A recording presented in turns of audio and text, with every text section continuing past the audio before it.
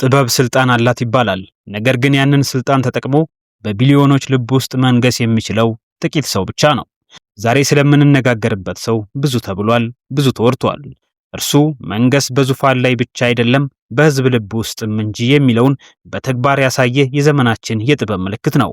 ሰኔ 7 በ1968 ዓ.ም በአዲስ አበባ የተወለደው ቴዲ ጥበብ በደም ውስጥ የነበረችው ገና ከልጅነቱ ነው። አባቱ ታዋቂው ጋዜጠኛና ደራሲ አቶ ካሳሁን ገርማሞ ናቸው።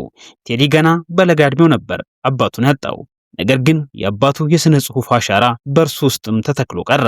የመጀመሪያ አልበሙ አቦጊዳ እንደ አውሮፓውያኖቹ አቆጣጠር በ2001 ዓ.ም የወጣ ሲሆን ለኢትዮጵያ የሙዚቃ ኢንዱስትሪ አዲስ ብስራትን ይዞ መጥቷል። ቴዲ አፍሮ ዝም ብሎ አዝማሪ አይደለም፣ የታሪክ መምህርም ጭምር ነው። ጥቁር ሰው በተሰኘ አልበሙ የአድዋን ድልና የአጼ ምኒልክን ታሪክ ለወጣቱ ትውልድ በዜማ አስታውሷል።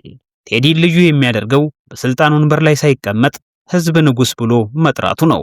ይህ የሆነው በዙፋን ሳይሆን በልብ ውስጥ ስለነገሰ ነው። ብዙ ፈተናዎችን አልፏል፣ ለእስርም ተዳርጓል። ነገር ግን ያ ሁሉ ፈተና በህዝብ ዘንድ ያለውን ክብር ጨምረው እንጂ አልቀነሰውም።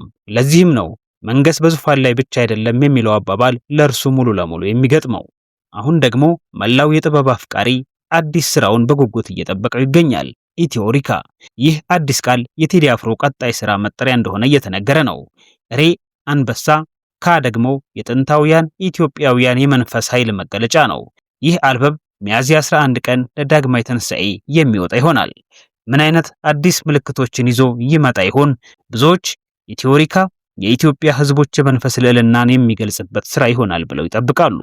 ቴዲ አፍሮ ከዘፋኝነት በላይ የኢትዮጵያውያን ድምፅ ሆኗል። አዲሱ ስራው ኢትዮሪካ ደግሞ ይህንን ጉዞ ወዴት እንደሚያደርሰው በጉጉት እንጠብቃለን። እናንተስ ስለ ቴዲ አፍሮ ምን ይሰማችኋል? ኢትዮሪካ ለሚለው ቃል ያላችሁ ትርጉምስ ምንድን ነው? በኮሜንት መስጫው ላይ አጋሩን። ሰብስክራይብ በማድረግ ቤተሰብ ይሁኑ። አመሰግናለሁ።